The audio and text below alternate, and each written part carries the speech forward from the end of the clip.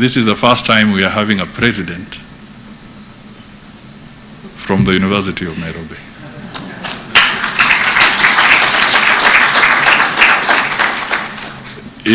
It is just there right under our noses, but we don't realize, because all our other presidents have not been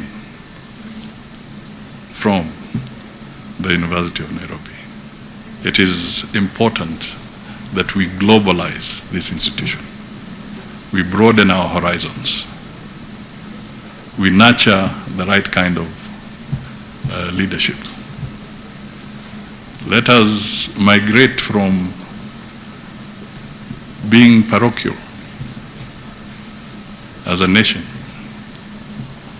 as a people. Let us engage in real discourse.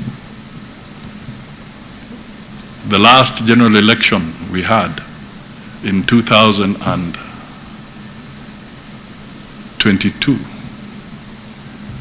was a landmark election because it brought about the kind of integration in terms of the political divide that we never ever conceptualized.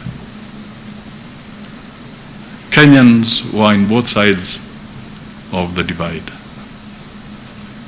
People who found it easy to go to the booth and vote on ethnic lines found it extremely difficult this time round because they were voting from a completely different perspective. It is a milestone. It is an opportunity.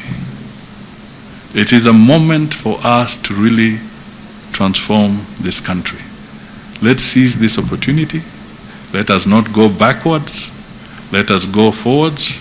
Let us make our engagements that are issue-based so that we persuade each other on issues and not the difficulty of pronouncing my name or Patrick's. You've noticed I've chosen the easier part. Let us really be patriotic. Administration 1.5 years ago, His Excellency the President, in his wisdom, appointed the Presidential Working Party on Education Reform. And that particular team was appointed because there were a lot of challenges, right from basic, tertiary, all the way to university.